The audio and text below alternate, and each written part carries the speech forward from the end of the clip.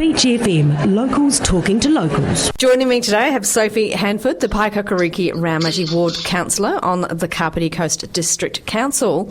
Little mouthful for Thursday morning. Sophie, you must have to say it all the time. How are you today? Yeah, I do have to say that quite often. I'm good, thank you. I'm doing well on this beautiful morning in Kapiti. It is lovely. What is going on though in your area? What's been happening down there? Give us the goss. Give you the goss. Wow. Yeah.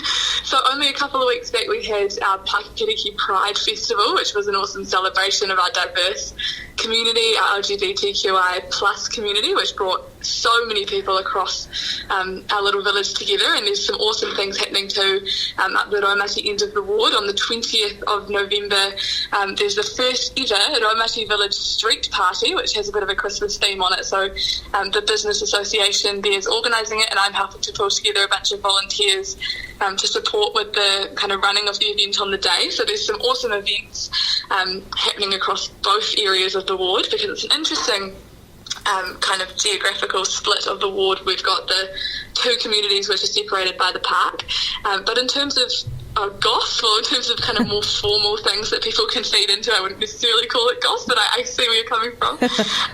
One of those is the beach bylaw, which is essentially kind of a set of rules, a set of guidelines as to how we're trying to encourage people and enforce that people behave on the beach to ensure that we're protecting our beautiful coastal environment. So submissions to the beach bylaw close on the 13th of November. So that's a really awesome way for people to have their voice heard and make a submission into that formal process.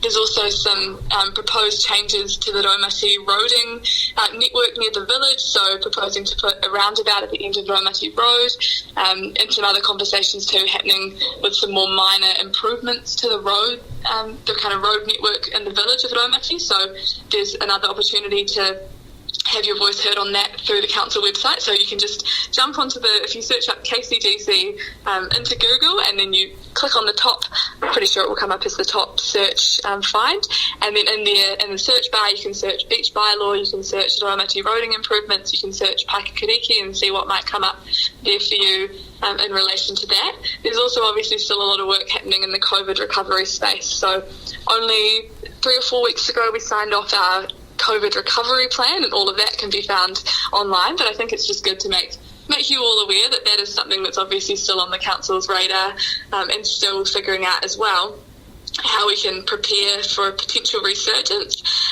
During the last kind of bout of COVID and the lockdown, my friend and I set up Student Volunteer Army Kapiti, and that's still going. So if anyone is feeling kind of potentially uncomfortable or worried about leaving their home, we've got an awesome team of volunteers to support people who might need their groceries collected for them. We had over 500 people sign up to volunteer with us during the first lockdown, so again a huge network of people wanting to support others in their community. So that all links back to COVID. Kind of another area of my work, there's probably quite a few I could touch on, but I won't keep your attention for too long, is the awesome work of the Youth Council. So I hold the youth and climate portfolios, and the Youth Council, I'll just give you some teasers so you can stay tuned for some more updates on these projects. Ooh, interesting. They're working on an intergenerational human library. They're working on a Pride Festival. They're working on kind of a youth hui for rangatahi Māori up in Ōtaki, and they're also kind of figuring out more and better ways that young people can feed into council process in general. So they're doing some really awesome work, and I'm also lucky to work alongside 2 climate groups in the community with my climate portfolio hat on, the Kapiti Climate Change Action Group and Low Carbon Kapiti, and they're putting together an online event on the 25th of November specifically around thinking about Kapiti's future in relation to also the climate crisis and how we're responding to that. And then from there, that energy, hopefully that's kind of built up at that event, will then be helped to be fed into the long-term plan process, which is starting actually in the next few days. So you'll see this campaign come out called What Matters Most, and essentially what we want to find out from you is what matters most to you as we plan for Kapiti's future, what matters most to you, as you look around your neighbourhood, and all of those kinds of really important questions to help inform our long-term plan, which lasts for 20 years. So we review it every 3 years, but it's a really kind of forward-looking plan, so we need as many views as possible feeding into that from the earliest stage possible too. So as you can probably tell, quite a few things on the radar of council at the moment, and also other things with my 2 portfolio hats on. But yeah, all in all, it's been a year for me so far on council, so I'm still very much also just learning the ropes and kind of seeing how I can best connect with my ward and be most effective in my role as a councillor. And yeah, so far that's kind of what it's been looking like, and over the last few months that's probably what you'd call the goss and the kind of things that we're working on. So hopefully that gives you a bit of an insight. That is great, Goss. And look, I was being flippant with the word Goss, but it is all very important stuff. I mean, you're saying about a 20-year plan.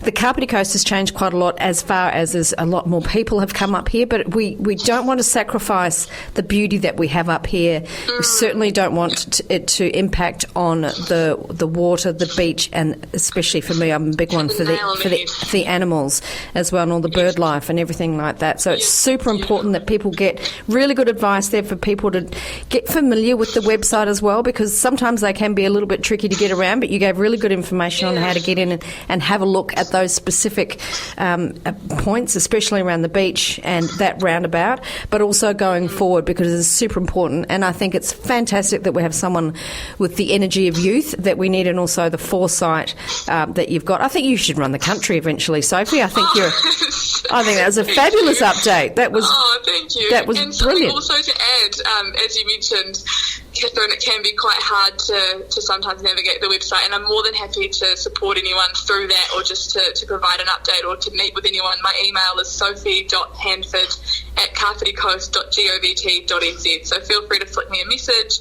and we can organise to sit down, and I can kind of support and help you through any process that you might need help with. So yeah, happy to be of support in any way I can. Well, that is fantastic. And another thing that people need to do is put the 20th of November in their diary. We've been talking about it a little bit here on the radio. Someone sent me through a brochure, so I've been talking about that, and we'll keep doing that. But that's also a good way to see what's going on down there. But we will have you on every couple of weeks, and we'll just slowly educate people on how to get on there if they're unsure.